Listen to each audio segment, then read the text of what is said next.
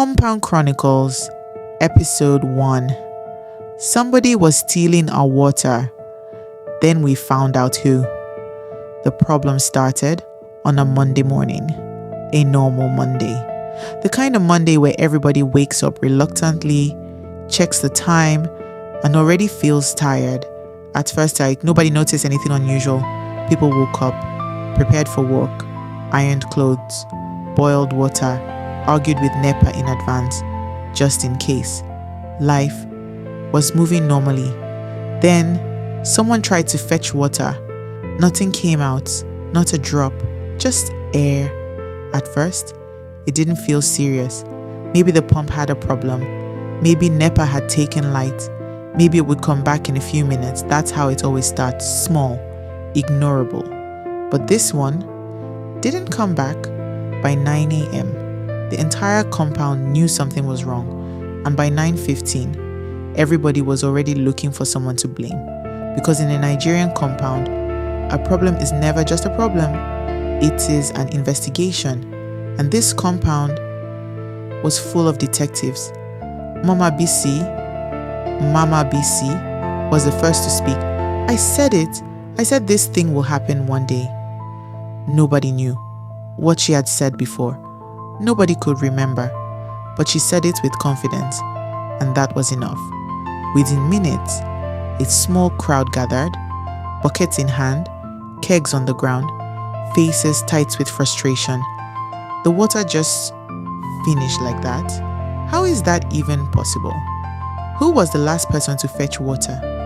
That question changed everything, because now this was no longer a technical issue. This was a crime, and someone had to be guilty. A young lady spoke up. I fetched water around 5 a.m. It was working.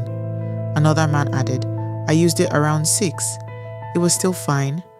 Mama BC folded her arms. So between 6 a.m.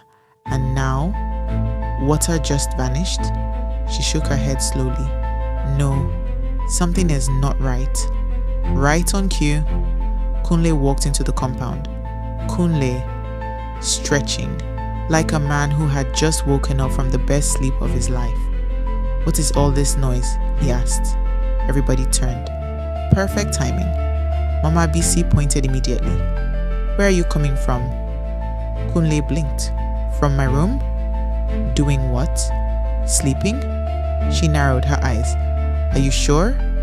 Now the tension shifted. Kunle looked around. What happened? The water is gone. Gone where? That is what we are trying to find out.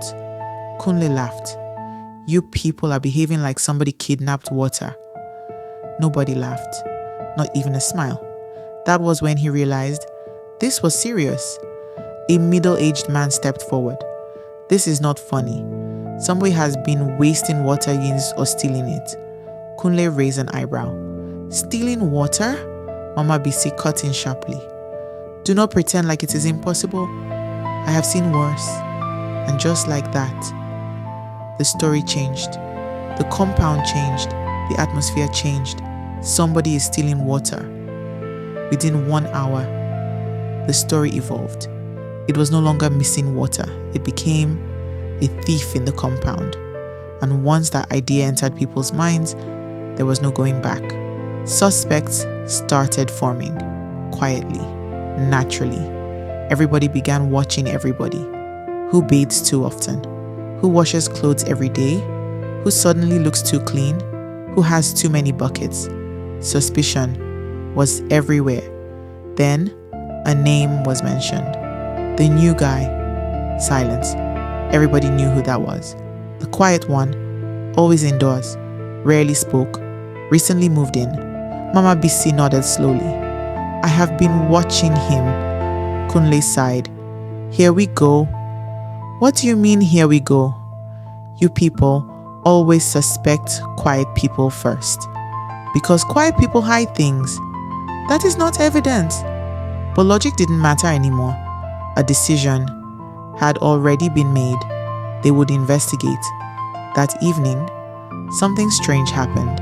The water came back, just like that.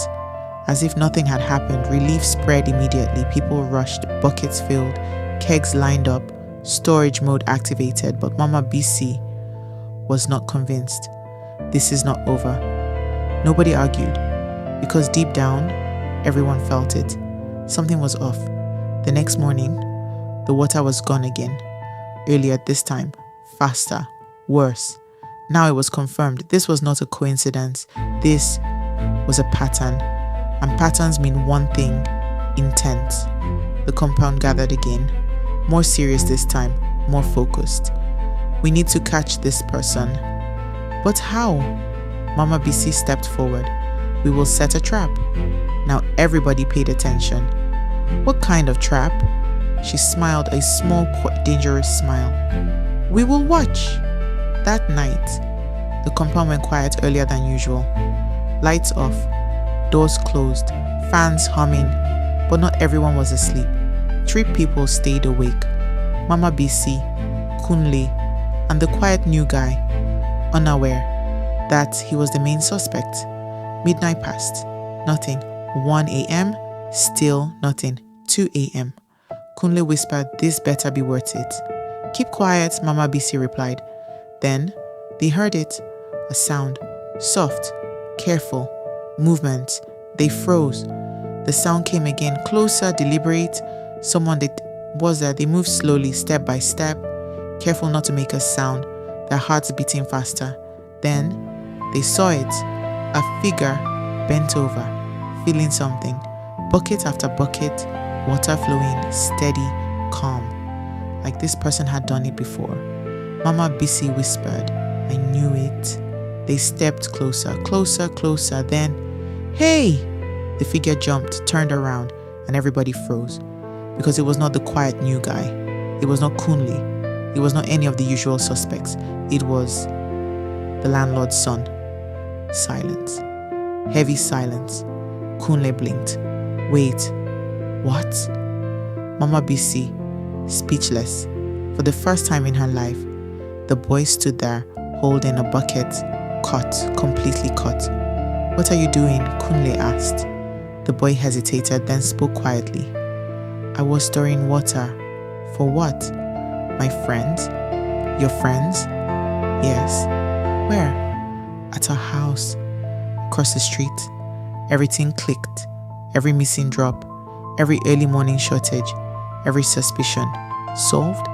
The landlord's son had been secretly supplying water to another house, using their compound's water, without telling anyone. Kunle laughed first, loud, uncontrolled. "You mean we almost arrested an innocent man for this?" Mama BC cleared her throat. "Well, how were we supposed to know?" Now everybody started talking. At once, voices rising, anger building, because now it was no longer just about water. It was about respect. The next morning, the landlord was informed. The compound gathered again, this time not as investigators, but as victims. The landlord stood there, embarrassed, apologizing, promising solutions, promising change, and by that evening, the problem was fixed permanently. But the damage? Already done. The quiet new guy? He moved out the next week without a word. Kunle shook his head. "You people will never change." Mama BC adjusted her wrapper. "At least we found the truth." Kunle laughed. "Yes." After accusing the wrong person, Mama BC ignored him, as usual. And just like that, life returned to normal until the next problem. Because in that compound, there's always a next problem. If you enjoyed this story, don't forget to like, subscribe, comment, share, and turn on notifications so you will know when we drop the next episode. Stay tuned for more.